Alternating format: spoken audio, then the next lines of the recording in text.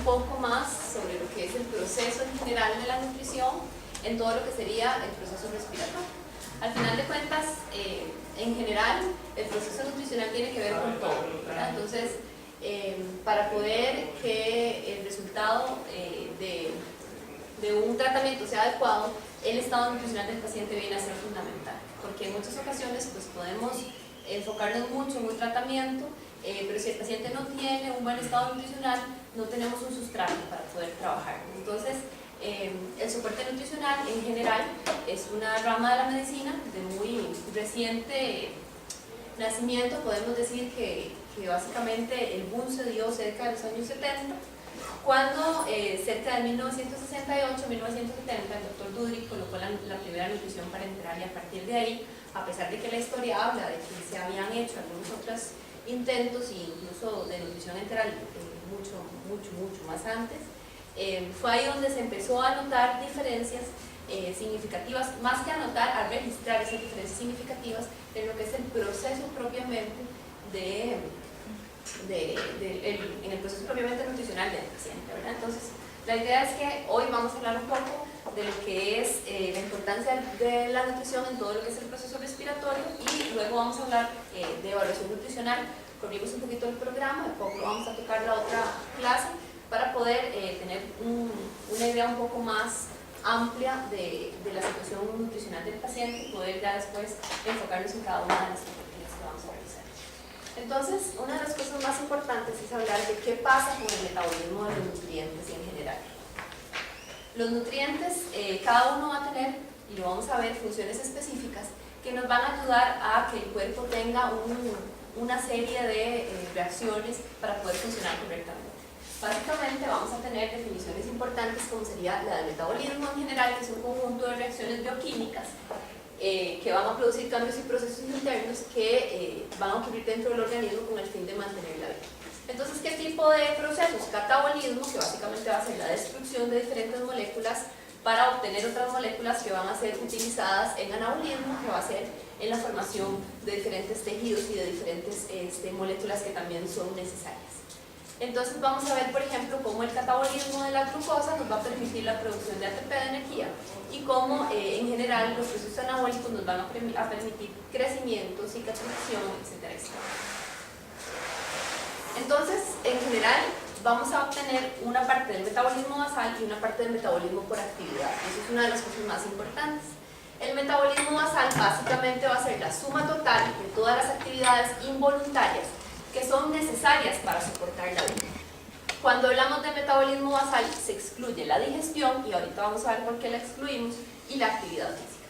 Entonces, en este dibujito se ve un poco claro, digamos, que existen diferentes etapas de la vida y diferentes situaciones en las que un paciente va a tener el metabolismo más bajo o un metabolismo mucho más acelerado. Por ejemplo, vamos a ver que las mujeres en etapa de menopausia van a disminuir su metabolismo, y eso es frecuente. Uno empieza a ver, por ejemplo, que las mujeres dicen: uy, estoy en etapa de menopausia, me estoy engordando, ¿verdad?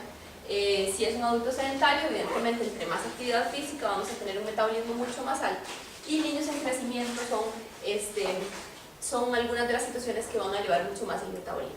Pacientes enfermos, pues vamos a tener diferentes grados de metabolismo, que eso lo vamos a revisar un poquito más adelante, pero por ejemplo, para tenerlo muy claro, un paciente quemado es un paciente que tiene un metabolismo muy alto, ¿verdad? Porque está en un proceso de recuperación mucho más. Entonces, dentro de los nutrientes básicos vamos a tener carbohidratos, que 1 gramo de carbohidratos va a aportar 4 kilocalorías por gramo, 1 gramo de proteínas igual, y 1 gramo de grasa 9 kilocalorías por gramo. De aquí excluimos el alcohol porque no es uno de los nutrientes básicos, pero 1 gramo de alcohol aporta 7 kilocalorías por gramo, ¿verdad? También tenemos vitaminas, minerales y agua, y todos son esenciales en el proceso de metabolismo. Las proteínas básicamente son un componente estructural y funcional de todas las células corporales, y esto es una de las cosas más importantes. Vamos a hablar que el proceso de digestión de las proteínas es cerca del 90% de las proteínas que vamos a ingerir, y se va a iniciar a nivel ya específicamente de estómago, y va a culminar a nivel intestinal, sobre todo con una serie de enzimas que van a ser secretadas a nivel de páncreas, que van a terminar de romper los enlaces y van a permitir que formemos dipéptidos o tripéptidos, que son los que van a ser absorbidos. Esa absorción se va a dar a nivel intestinal, básicamente lo que estamos aportando es nitrógeno, que la idea es que a nivel de microflora intestinal se convierta en amonio para poder ser procesado.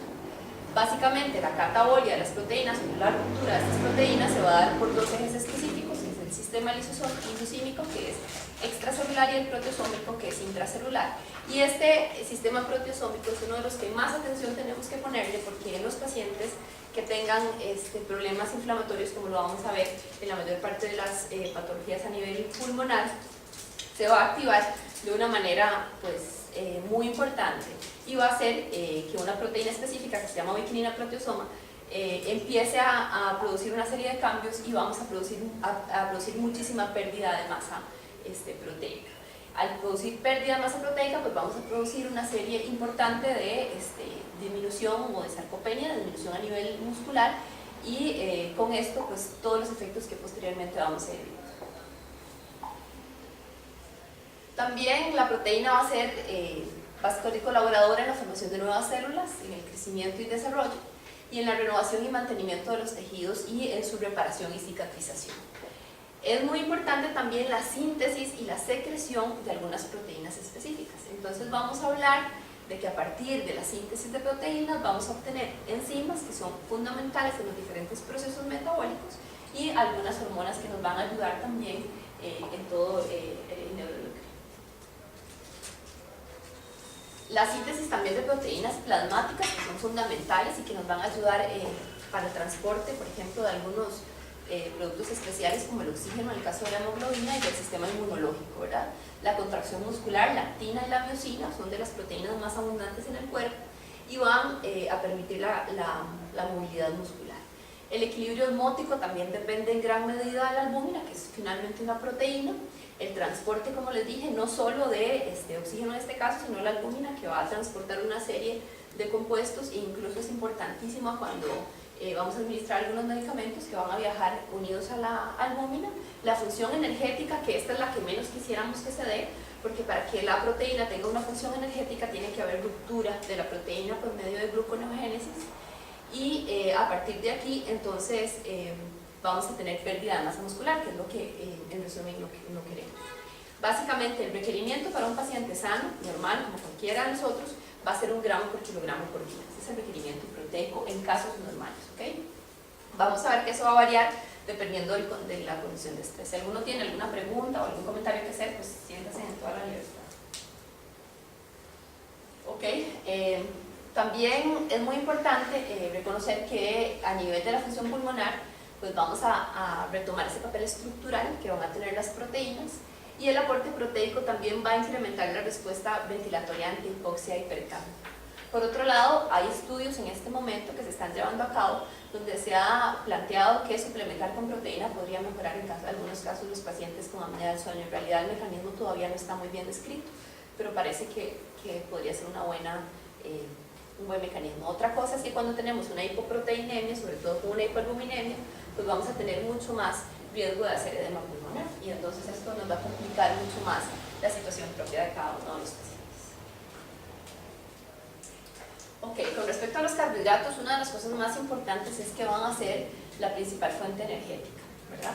Y básicamente eso se va a dar por medio de la glucólisis. Si se acuerdan, la glucólisis sencillamente va a ser la ruptura de las moléculas de glucosa, que puede ser vía aeróbica por el ciclo de Krebs, que también eso es otra de las cosas que tenemos que recordar un poco, porque los productos del ciclo de Krebs van a ser agua, va a ser CO2 específicamente, y la producción de energía, cerca de 36 ATP por cada molécula que vaya a ingresar al ciclo. El principal de los problemas es que cuando hagamos dietas muy calóricas o cuando hagamos dietas muy altas en carbohidratos, vamos a incrementar la producción de CO2 en los pacientes. Entonces, evidentemente, en pacientes que ya crónicamente son retenedores de CO2, pues vamos a empeorar su condición, y en pacientes que hayan tenido algunas dificultades para soltarse del ventilador, pues también vamos a incrementar esa condición. Entonces, a partir de aquí, el tipo de dieta que nosotros le demos al paciente, pues también va a tener alguna significancia desde esta perspectiva. La gluconeogénesis es la formación de glucosa a partir de otros sustratos que se va a exacerbar en pacientes enfermos, y sobre todo se va a hacer a partir de ácidos grasos y de aminoácidos.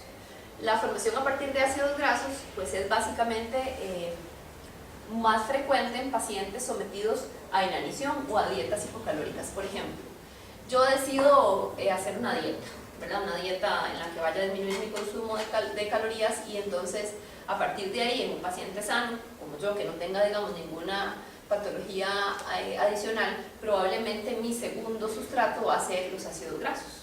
Pero si yo, contrariamente, lo que tengo es un proceso neoplásico, un CA gástrico o un CA de pulmón, que también es muy frecuente, la pérdida de peso es de los que están catalogados como los que van a producir moderada pérdida de peso.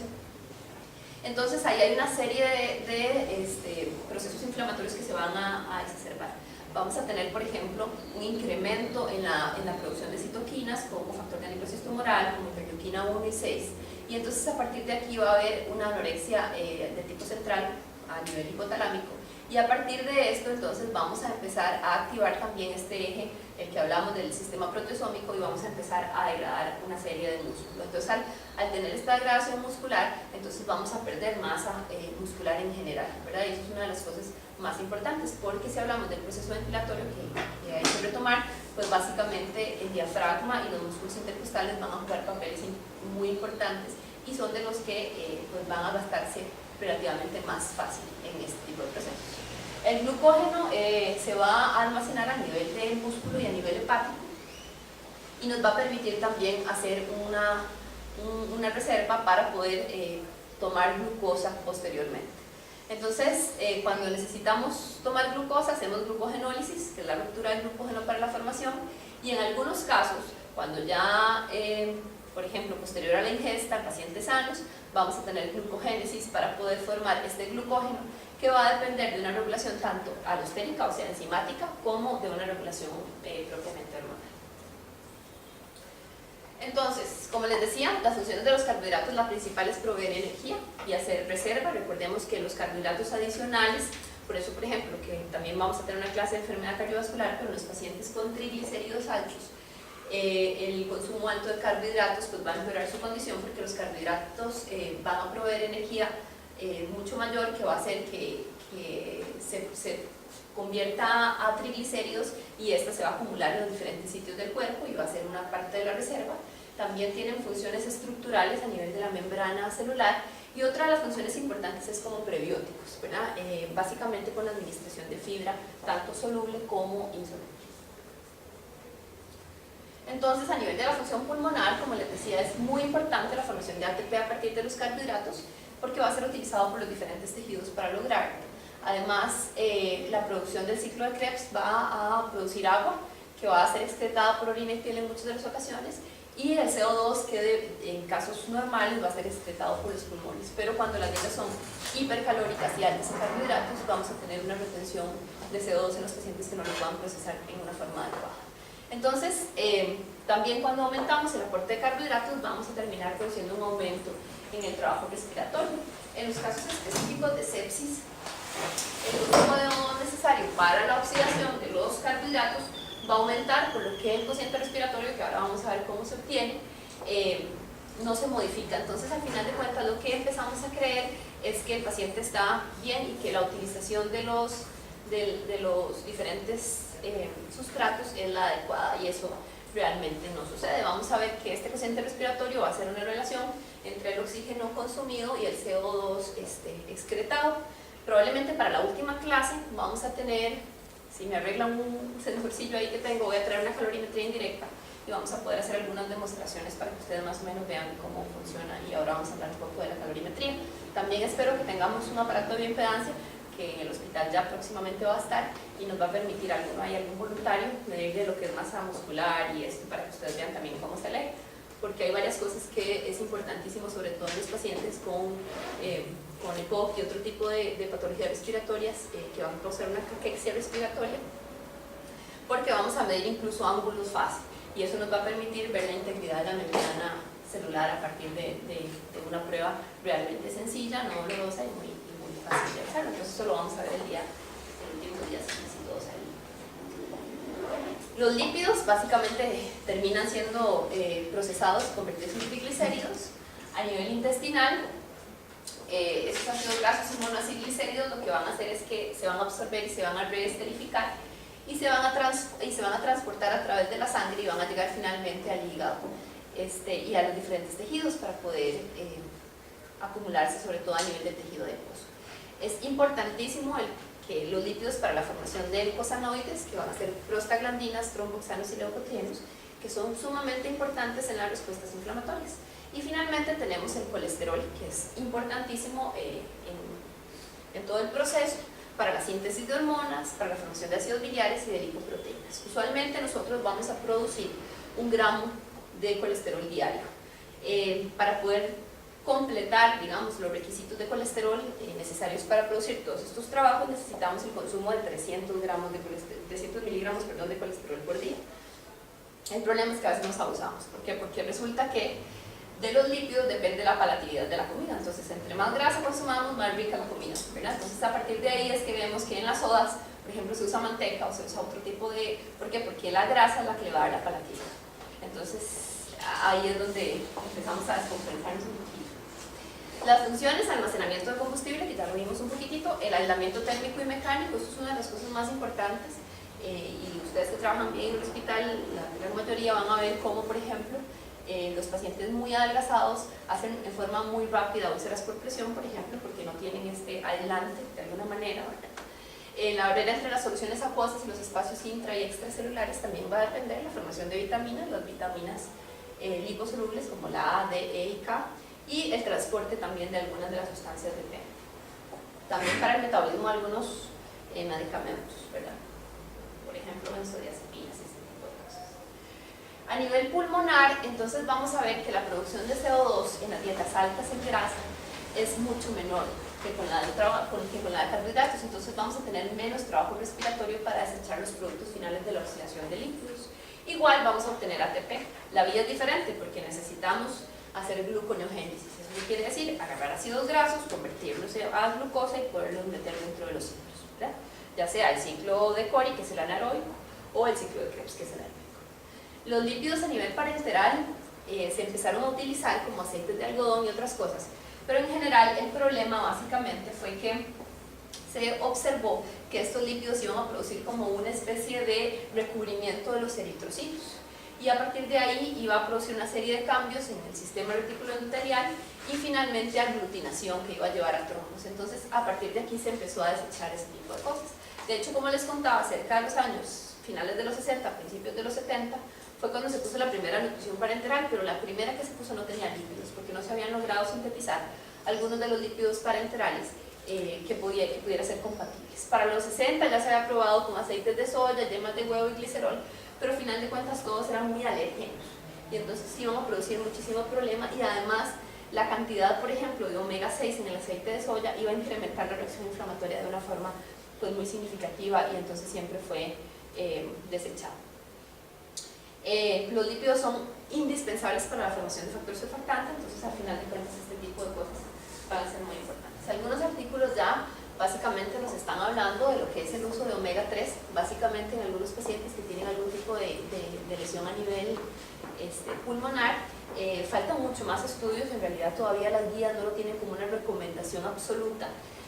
Incluso acaban de salir las guías que son de febrero, pero febrero del 2016 para paciente crítico, y todavía hay algunos peros con este tipo de utilización, pero en general, más que porque no hayan funcionado, va ligado a que los estudios que se han hecho son con poblaciones pequeñas y un poco disparejas, ¿verdad? Entonces, como la mayoría de las cosas en UCI, es una de las cosas con mayor cuidado.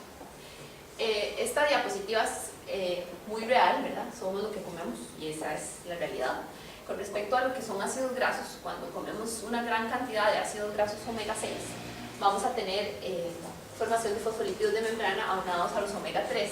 Sin embargo, con los omega 6 va a haber mucha más formación de ácido araquidónico, que va a ser proinflamatorio, y con los omega 3, vamos a tener mucha más formación de ácido eicosapentenoico, que es el EPA, o el ácido eicosahexanoico, que es el DHA. Entonces, por ejemplo, existen en este momento fórmulas específicas que tienen un aporte con una cantidad de tomas específica adecuado de EPA.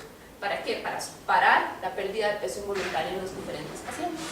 Entonces, en general, la recomendación es que haya una relación adecuada entre la cantidad de omega 6 y de omega 3 que nosotros vamos a comer. Usualmente la recomendación anda como 5 a 1, 4 a 1, o sea, por cada 5 gramos de omega 6, 1 gramo de omega 3 y de esa forma. Sin embargo, las dietas, sobre todo no mediterráneas, están invertidas y a veces la relación es 30 a 1. Entonces, evidentemente, vamos a tener muchísimos más problemas y cualquier situación proinflamatoria pues se va a ver exacerbada en este caso. Entonces, a partir del ácido araquidónico vamos a tener leucotrienes de la serie 4, prostanoides y tromboxanos de la serie 2, que es un agregante plaquetario inmunosupresor y en el caso de los leucotrienes es proinflamatorio y quimiotáctico. Con respecto a los omega 3, vamos a tener prostanoides y tromboxanos, pero de la serie 3, que más bien son antiagregantes e inmunomoduladores, y leucotrienes, pero de la serie 5, que más bien son antiinflamatorios y no ácidos. Entonces, finalmente, el consumo de, sobre todo, pescados de aguas profundas, tipo salmón, sardina y demás, nos va a ayudar, digamos, en este caso, en el caso de pacientes de personas saludables o ambulatorios que puedan tener acceso a eso, porque también vamos a hablar un poco más adelante del problema económico para el manejo nutricional. Y en el paciente hospitalizado, pues evidentemente vamos a tener fórmulas que tienen algún tipo de modulación que nos permiten unas relaciones mucho más ideales para poder alimentar al paciente en este caso. Otros nutrientes que son de gran importancia en el caso de los pacientes va a ser, por ejemplo, el hierro, porque va a ser importante en la formación de hemoglobina y nos va a permitir un adecuado transporte de oxígeno. Por otro lado, vamos a tener calcio, magnesio, fósforo y potasio, que va a comprometer, perdón, ahí se me fue la función para el otro lado, la función de la musculatura respiratoria a nivel celular. Otro de los nutrientes de los que se habla frecuentemente es la vitamina C. ¿Por qué? Porque la vitamina C, cuando hay una disminución, pues va a disminuir también la producción de colágeno. Y al haber esta disminución de colágeno, entonces vamos a tener menos capacidad de reparación. Y eso es una de las cosas pues, más importantes, ¿verdad? Entonces, básicamente, no sé si ustedes han oído, pero hace poco se ha estado haciendo un boom de todo lo que son macrodosis de vitamina C en los diferentes tipos de pacientes, ¿verdad? Bueno, en general, también la enfermedad pulmonar va a tener efectos importantes sobre el estado nutricional. Porque ¿qué va a hacer? Bueno, nos va a aumentar el gasto energético. Eso quiere decir que el paciente va a tener requerimientos muy aumentados, con un incremento del esfuerzo respiratorio. Usualmente esta infección crónica también nos va a producir mayor todavía gasto energético y los tratamientos médicos, ¿verdad? Los métodos agonistas, por ejemplo, van a incrementar el metabolismo, los corticosteroides nos van a transformar el metabolismo y entonces a partir de todo esto pues vamos a tener que tomar medidas nutricionales tempranas. También nos va a llevar a que el paciente tenga una ingesta reducida y eso es muy importante. En algunas ocasiones necesitamos restricción de líquidos en estos pacientes. La dificultad respiratoria va a ser muy marcada y a veces los pacientes le dicen a uno en la consulta, es que doctora, no sé si comer o respirar, ¿verdad? Entonces esta parte es cuando uno ya tiene que empezar a tomar diferentes medidas que vamos a ir viendo con el paso de los días. Hay una reducción de la saturación de O2 al comer, ¿verdad? Por la movilidad y sobre todo cuando le damos, por ejemplo, carne o cosas que tenga que masticar con mayor dificultad. Además hay un proceso de inflamación crónica con un incremento de las citoquinas y eso también pues, nos va a llevar a anorexia. También al haber una disminución de la saturación de O2, pues vamos a tener mayor distrés gastrointestinal y en algunas ocasiones vómitos, ¿verdad? En los pacientes que eso también nos va a afectar directamente a la situación. Otras limitaciones, el paciente va a tener fatiga, lo que no solo va a ser dificultad, le va a dar dificultad para comer, sino para prepararse los alimentos y evidentemente no todo el mundo tiene la opción de tener a alguien más.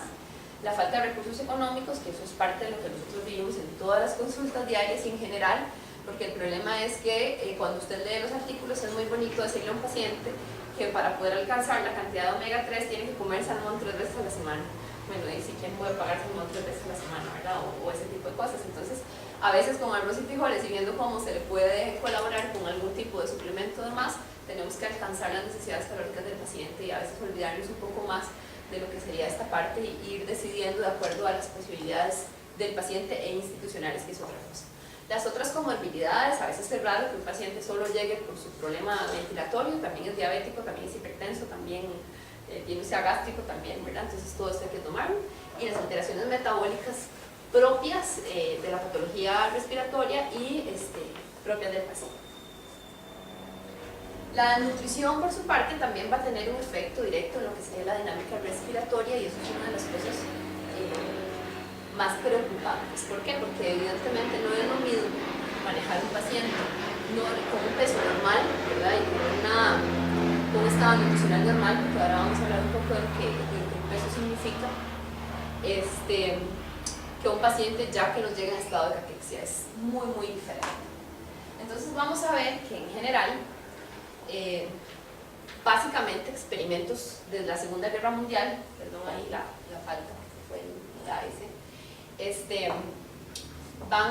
empezaron a demostrar que había una relación directa entre la desnutrición y la insuficiencia respiratoria.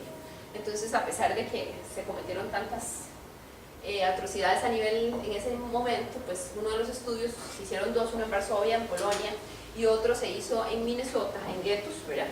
Y este de Minnesota fue el que más datos nos dio, porque era un estudio bastante grande. Básicamente lo que se evaluó, se le hicieron pruebas de función respiratoria a pacientes antes y después de las semanas de semi-inanición. Entonces se sometieron a 24 semanas de semi-inanición, o sea, se les daba cantidades muy escasas de comida y luego se les dio un periodo de reanimación, ¿verdad? Entonces, sí, suena terrible, ¿verdad? En esas épocas, ahora yo creo que nadie podría hacer este estudio en la vida, ¿verdad? Pero de ahí, esto fue lo que sucedió. Entonces, los resultados, se habla de en 24 semanas, vean que en realidad es un periodo relativamente corto, un poquito, medio año aproximadamente, ¿verdad? Entonces, se perdió un 8% de la capacidad vital, un 19% del volumen tidal, un 31% del volumen minuto. Y vean lo que sucedió cuando los realimentaron. Hubo una mejoría, pero una recuperación incompleta luego de 12 semanas. Entonces, al final, cuando yo estoy sometida a un proceso de ayuno prolongado durante un tiempo importante, y en este caso, vean que hay que tomar en cuenta que era sencillamente inanición, no había un estrés metabólico de por medio. Cuando yo tengo un estrés metabólico de por medio, probablemente este resultado lo voy a tener en 2 semanas, ¿verdad? Con dificultad para poder recuperar lo que yo he perdido, y eso es una de las cosas pues, que hay que tomar en cuenta, porque cada vez es más importante, sobre todo en los pacientes ventilados, que no pueden durar más de 7 días en alcanzar prácticamente todo su requerimiento nutricional, ¿verdad? Porque vamos a tener una serie de efectos que ya van a ser muy deleterios. Básicamente, en pacientes desnutridos se ha demostrado que la presión expiratoria máxima puede disminuir en 59% y la inspiratoria en un 43% también. Como vemos, es bastante dificultoso la historia. En general, la pérdida de masa muscular es proporcional a la pérdida de peso. O sea, entre más adelgazado yo veo a un paciente, es probable que más pérdida de masa muscular haya tenido. Sin embargo, ahora vamos a hablar un poco de que eso no necesariamente, no siempre es así como se va a dar, ¿verdad? Porque depende de muchas circunstancias. De hecho, vamos a ver que el término caquexia ha cambiado un poco la definición y más adelantito viene, digamos, y vamos a enfocarnos un poco en ese tema. Por el momento es muy importante recordar que vamos a tener a nivel de los músculos respiratorios fibras musculares tipo 1 que son de contracción lenta y básicamente requieren una fuerza energética que va a ser a partir del glucógeno de grasas, y las grasas se van a utilizar también pero como fuente alternativa. ¿Qué quiere decir eso? Yo primero uso glucógeno y si no tengo opción pues voy a utilizar grasas, ¿ok? Y las fibras 2 que son de contracción rápida, que son las que más se van a afectar durante el proceso de malnutrición, las primeras en afectarse, vamos a tener como exclusiva fuente energética de glucógeno. ¿A qué me refiero con esto? En pacientes que entran en procesos de inanición sin tener estrés metabólico, volvemos a lo mismo, van a entrar en procesos de cetosis, ¿verdad? A formar cuerpos cetónicos para utilizarlos como una fuente energética. No todas las células tienen la capacidad de adaptarse para utilizar esos cuerpos cetónicos como fuente energética. En el caso de las fibras 2, prácticamente no lo logran. Y veamos que el diafragma tiene un 25% de fibras tipo 2, o sea, va a sufrir mucho durante este tipo de procesos. Básicamente tiene un metabolismo de base glucónica. Entonces, ¿qué es lo que vamos a ver? Vamos a ver un deterioro de la musculatura respiratoria, que finalmente va a llegar al paciente a tener disnea y fatiga muscular, con una disminución de la ventilación efectiva, y finalmente retención de secreciones e hipoventilación, que lo van a llevar a una serie de procesos pues, mucho más complicados. Entonces, en general, Lo que yo debería de detener es este deterioro en la musculatura respiratoria, ¿verdad? Para poder lograr que este paciente no pase a los siguientes procesos. Entonces, aparte del diagnóstico temprano de la enfermedad pulmonar, yo necesito una intervención nutricional temprana, sí. Con respecto a lo que sería la afectación del parénquima pulmonar y de las vías aéreas, también se van a ver muy afectadas en procesos de desnutrición. Y vamos a ver que el ayuno, o sea, igual sin estrés metabólico, ¿verdad? Que es lo que va a suceder en la minoría de los pacientes, nos va a llevar a una pérdida de la masa seca pulmonar con una disminución de la síntesis de surfactantes, sobre todo por disminución de la ingesta de lípidos y de proteínas, con una disminución de la producción del colágeno, sobre todo en deficiencia de vitamina C, ¿verdad? Y de proteínas, y un incremento de la proteólisis, o sea, vamos a empezar a destruir todas las células, con un incremento de la tensión superficial y reduce la elasticidad pulmonar, o sea, va a ser mucho más difícil el paciente poder ventilarse correctamente y va a afectar el metabolismo de los neumocitos fecundos, o sea, tenemos una serie de problemas a nivel ventilatorio. A nivel de la función inmune, también vamos a ver que la desnutrición nos va a causar una inmunosupresión irreversible, ¿verdad? Y es de las más frecuentes que vamos a encontrar. También va a un aumento de las células linfáticas en el lavado alveolar y el bronquial, básicamente como un intento de poder mejorar esa defensa, con un descenso de la población de los linfocitos T facilitadores y supresores y una disminución del movimiento ciliar. Entonces, en general, ya solo un paciente desnutrido ya tiene una afectación pulmonar per se, ¿verdad? Sin que además tenga una patología. Y también se va a afectar la integridad del epitelio y los macrófagos alveolares, porque en general no tenemos una buena nutrición celular. También, en general, las células del sistema inmune tienen prácticamente incapacidad de funcionar en ausencia de glucosa y no tienen, digamos, opción para adaptarse tampoco al uso de cuerpos cetónicos, lo mismo que las células cerebrales, las neuronas. Entonces, ¿cuál es el problema en general de la malnutrición en este tipo de pacientes? Vamos a ver que el 60% de los enfermos hospitalizados que tienen enfermedad pulmonar van a tener algún grado de malnutrición. A nivel general, Costa Rica participó en un estudio que se llama ELAN, que es el estudio latinoamericano de malnutrición intrahospitalaria. Participamos en la primera edición porque en la segunda edición había muchos problemas, sobre todo con el asunto de la investigación y demás. Y se determinó que a nivel general el 51.3% de los pacientes hospitalizados tienen algún grado de malnutrición. Vamos a definir lo que es malnutrición. Ustedes me van a decir, ay doctora, pero usted pasa y todos son gorditos por ahí. Bueno, ahora lo vamos a ver. ¿Por qué no? ¿Por qué siguen siendo malnutridos? El problema básico es que todo esto está relacionado básicamente a procesos inflamatorios y nos va a afectar pues, directamente la evolución del paciente. Además, esta malnutrición empeora siempre lo que son costos hospitalarios. Hay un estudio también interesante como de 1983 y sobre todo relacionado a bronconeumonías. Entonces el paciente, se empezó a seguir los pacientes desde el momento en que se ingresaron hasta el momento en que se egresaron del hospital. Los pacientes bien nutridos, por ejemplo, en lo que respectaba a bronconeumonías, la diferencia en costos, en el manejo, era como el paciente bien nutrido, como $6.000, y el paciente con una malnutrición, $18.000. Y en otras complicaciones, más o menos eran cerca de $12.000 a $15.000 la diferencia entre un paciente y otro.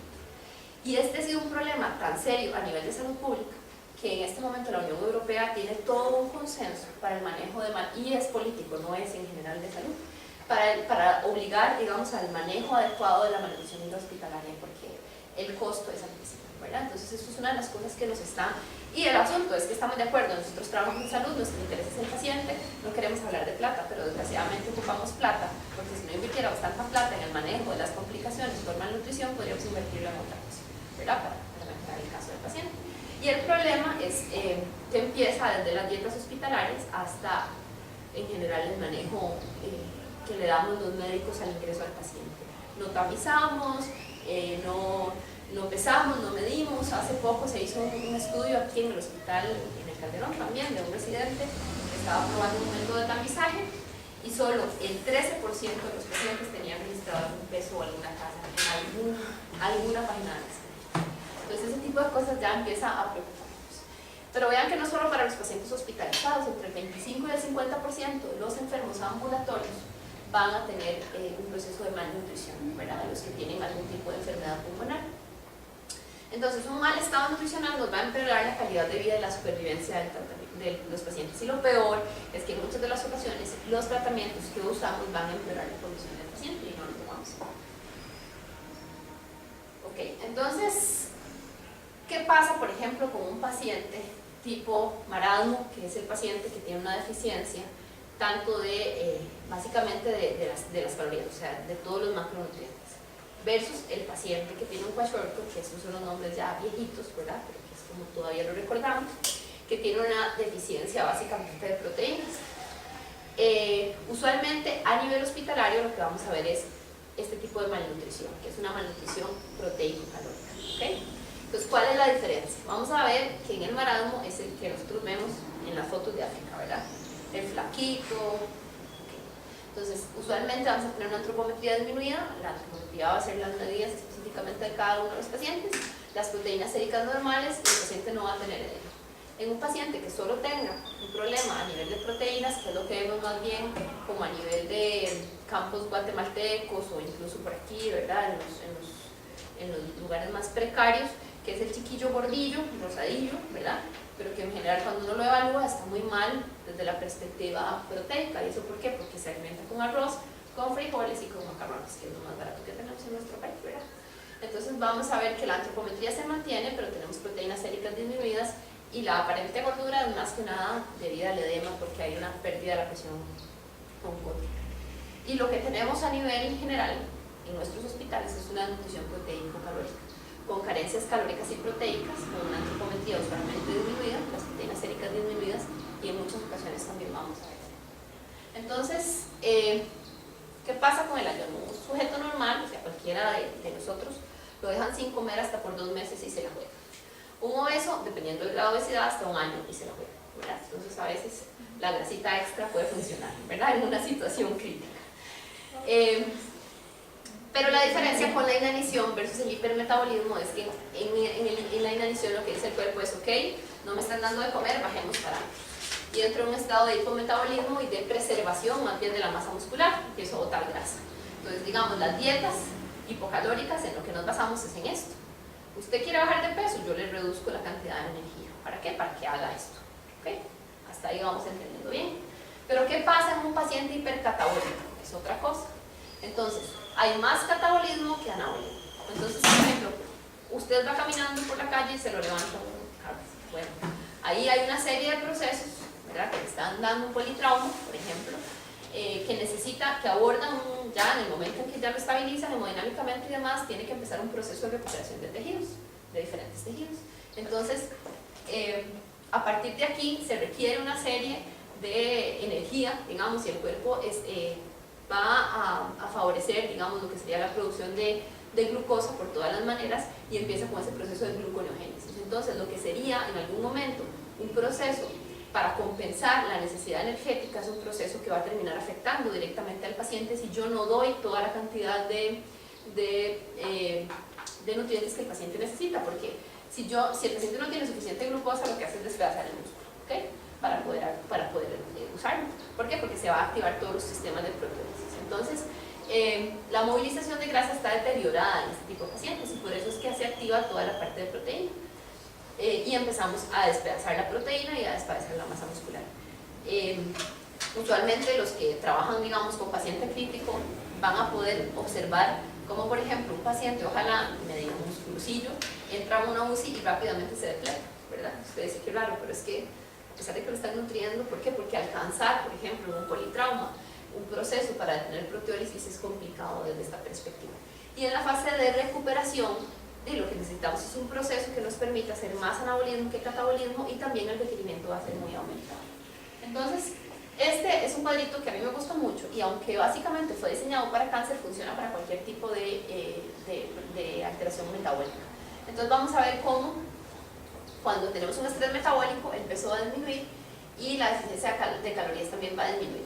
Pero vamos a tener la deficiencia de calorías y el peso también va a disminuir, pero vamos a ver que hay una diferencia. Por ejemplo, la masa muscular se disminuye mucho más cuando tenemos estrés metabólico que cuando tenemos una deficiencia calórica. mientras que la grasa corporal se disminuye más cuando estoy haciendo una dieta que cuando me atropelló el carro, ¿verdad? O sea, eso lo vamos a ver ahí. La ingesta calórica siempre va a estar disminuida en los dos casos, excepto que yo haga una intervención adecuada, y el gasto energético total va a estar muy disminuido en ambos, en alguno de los dos casos. El gasto energético en reposo aquí puede estar disminuido o aumentado dependiendo de la fase en la que esté, y la eficiencia calórica siempre va a disminuir. La degradación proteica aquí se disminuye para poder preservar músculo, y allá se acelera porque estoy en un proceso de proteólisis. Igual la respuesta en fase aguda va a estar presente en el paciente con un estrés metabólico importante, y el factor inductor de la proteólisis también. Entonces, como les dije, aquí se activa sobre todo un proceso intracelular mediado por la proteasomobiquinina, que lo que va a hacer es destruir la gran cantidad de proteínas para poder producir más cantidad de glucosa. En cualquier enfermedad consuntiva, independientemente de la que sea, de origen pulmonar o no, este es el proceso de lo que vamos perdiendo. Por ejemplo, cuando yo voy perdiendo, ese es el 100% de mi masa magra, y conforme voy perdiendo se van presentando una serie de alteraciones. Lo primero que se va a presentar es la pérdida de la inmunidad celular, y usualmente vamos a venir una serie de infecciones. Es muy frecuente que sea una bronconeumonía, y eso lo vemos en el hospital. Ya después, cuando se ha perdido cerca del, podemos decir, el 40%, ya voy a tener incapacidad para caminar, otro tipo de infecciones, úlceras por decúbito, y evidentemente cuando ya la pérdida de masa proteica es muy significativa, el paciente va a fallecer incluso independientemente de cuál sea el proceso consultivo, digamos, por el que está atravesando.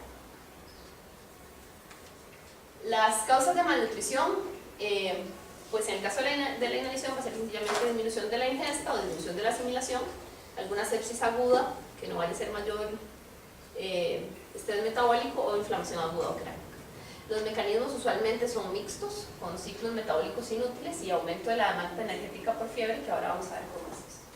En algunos otros casos vamos a ver también que los propios tratamientos pues, nos van a empeorar la situación, y las características propias del paciente. En algunas ocasiones el paciente ya no tiene capacidad para adquirir sus alimentos y demás, y va a tener mayor. Como les dije, la caquexia es la luz roja ya a lo que no queremos llegar nunca en el caso de los pacientes, y por eso es tan importante para nosotros los procesos de bioimpedancia, que es lo que les dije que probablemente en la última clase lo vamos a tener, y vamos ahí a algún voluntario a hacerle las mediciones, porque nos va a permitir decir si el paciente está también con una pérdida significativa de masa muscular. En algunas ocasiones la antropometría, también vamos a hablar un poco más adelante, nos permite hacer una evaluación, pero es una evaluación muy general. No nos permite decir, bueno, y agua tiene tanto, y tiene tanto de masa muscular, y ha perdido tanto de masa muscular, que es lo que sí nos va a permitir este aparato de la bioimpedancia. Entonces la caquexia fue descrita por Hipócrates, imagínense, desde el año entre 460 y 370, y hablaba que el rigor del hambre puede influir violentamente en la constitución del hombre, debilitándolo, haciéndolo enfermar e incluso sucumbir. Entonces, este señor también decía que tu alimento sea tu medicina y que tu medicina sea tu alimento, y eso finalmente no viene a ser tan alejado de nuestra realidad. Y es de aquí de donde viene el término caquexia, de cacos malo y exis condición. Entonces, en general es una mala condición.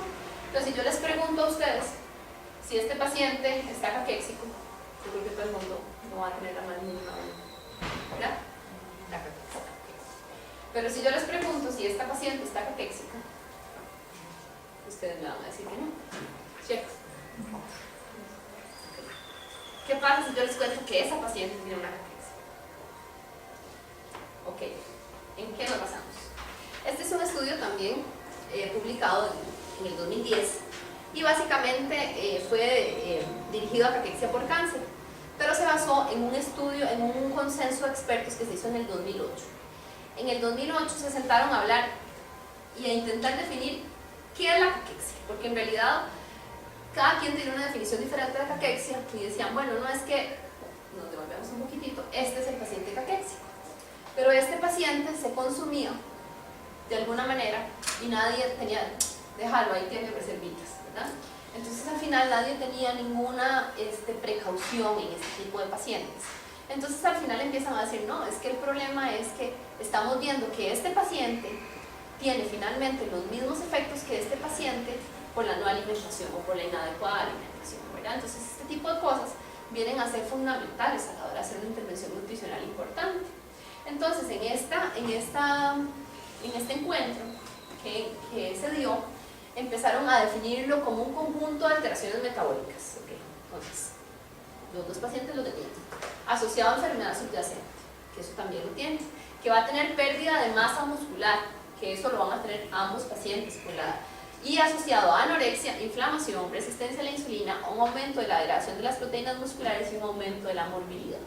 O sea, al final de cuentas, según esta definición, ambos pacientes van a tener una caquexia. Y la definición es muy sencilla. Cuando yo tengo una pérdida de peso mayor al 5% en los últimos 12 meses, ese es el criterio mayor, ¿verdad? Y cuando tengo criterios menores como una disminución de la fuerza muscular, astenia, disminución del índice de grasa corporal, un aumento de marcadores de inflamación, como un incremento de la interleuquina 6, que prácticamente cualquier paciente con inflamación severa va a tener, ¿verdad? Una hemoglobina menor a 12 y una hipergluceminemia menor a 3.2. Entonces, cuando yo tengo dos criterios de aquí más el criterio mayor, mi paciente es caquéxico. Independientemente de que pese 300 kilos o de que pese 50. ¿Okay? Entonces, al final, ambos pacientes, en este caso específico, pueden ser pacientes caquéxicos. Entonces, a partir de aquí, sale el término del obeso caquéxico. La gente dice, es que como obeso caquéxico, ¿verdad? O sea, bueno, es por esto. Porque finalmente la caquexia y lo que vamos a intervenir nutricionalmente es un proceso inflamatorio, más que un proceso meramente de pérdida. ¿Y cuál es el problema de la caquexia? Bueno, vamos a tener afectaciones en todos los sistemas. A nivel del tracto digestivo, disminución de la motilidad intestinal y de la producción enzimática, una disminución, más infecciones, porque hay una disminución en la respuesta inmune, una reducción de la masa miocárdica, entonces al final de cuentas el paciente va a tener una reducción del gasto cardíaco y del volumen sistólico, y una atrofia musculoesquelético, y esto nos va a alterar la fuerza muscular, los movimientos, la capacidad del paciente de hacer diferentes cosas. ¿Y por qué sucede? Bueno, sencillamente hay una desbalance entre las citoquinas anticaquéxicas y las citoquinas procaquéticas, que se van a dar en los diferentes tipos de pacientes. Entonces vamos a tener un predominio de interleuquina 1, 6, factor de necrosis tumoral, y otras, por ejemplo, como interleuquina 4, 10, 15, que más bien van a ser protectoras, pues van a estar disminuidas y no nos van a prestar este efecto de protección.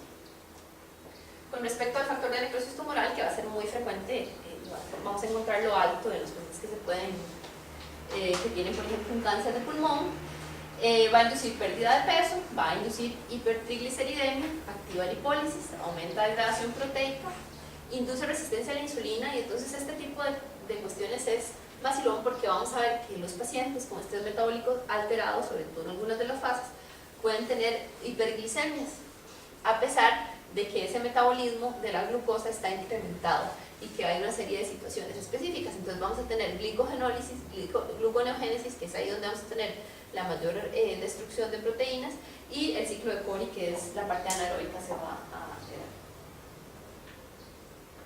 También tenemos una alteración en el metabolismo de los carbohidratos. Como les decía, hay resistencia a la insulina, hay una gluconeogénesis o una neoglucogénesis, y la actividad del ciclo de Cori, que finalmente nos va a llevar a que el paciente presente esos estados. En las proteínas, más proteólisis muscular, la síntesis de proteína de fase aguda, que esto es muy frecuente, sin embargo es muy inespecífico. Ahora vamos a hablar un poco de las proteínas que vamos a evaluar en este tipo de pacientes.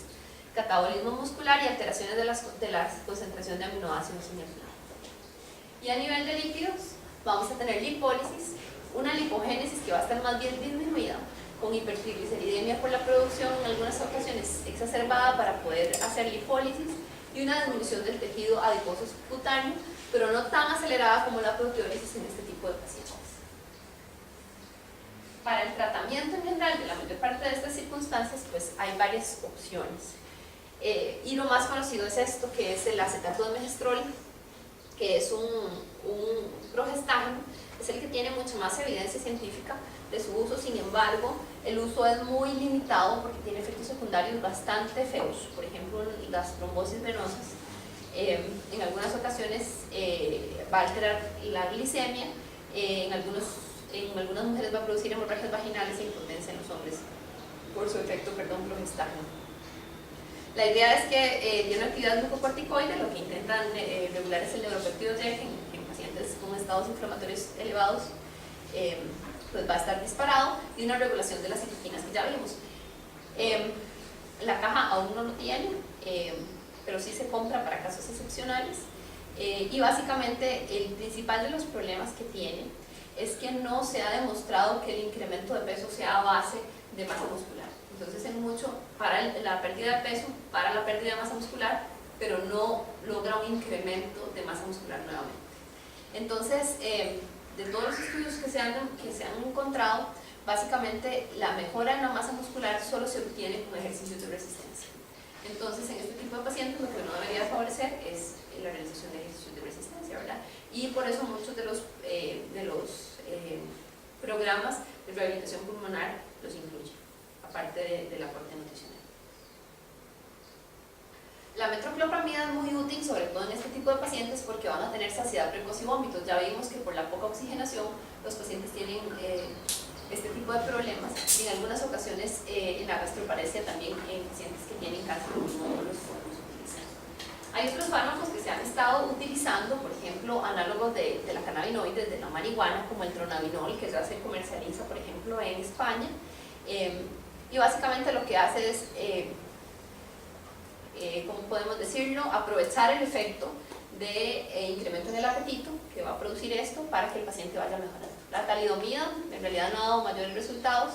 La melatonina lo que hace es como regular un poco a nivel central, pero en general tampoco. Para el que le decía, el ácido eicosapentaenoico, que básicamente sí ha demostrado que detiene cuando se administran 2 gramos la pérdida de peso involuntario. El problema es que la única fórmula que logra administrar 2 gramos en 2 tomas, podemos intentar hacer una prueba en uno de estos días, a ver cómo les va, ¿verdad? Entonces voy a sugerir que venga el muchacho para que haga una pruebita y ustedes lo intenten a ver si es fácil o no, ¿verdad? Porque el sabor residual es un poco vacilón, ¿verdad? Pero es interesante que ustedes conozcan de eso. Y básicamente, a raíz de todos los problemas de la caquexia, y como vieron que es multifactorial, entonces en general el tratamiento lo que ha estado intentando es darle por varios flancos. Entonces hay estudios ahora donde utilizan acetato de megestrol asociado a ibuprofeno o a celecoxib, que es un antiinflamatorio no esteroideo, y en algunas ocasiones utilizan hormona de crecimiento o testosterona. La testosterona funciona bastante bien en hombres jóvenes, ¿verdad? Pero en mujeres jóvenes a veces no tanto, porque a pesar de que sí produce una mejora en la masa muscular, los efectos secundarios son un poquito feos, entonces no es tan sencillo. Entonces, como las modalidades de soporte nutricional que vamos a ofrecerle al paciente siempre es escalonado. Lo ideal o lo que nosotros queremos es que el paciente coma.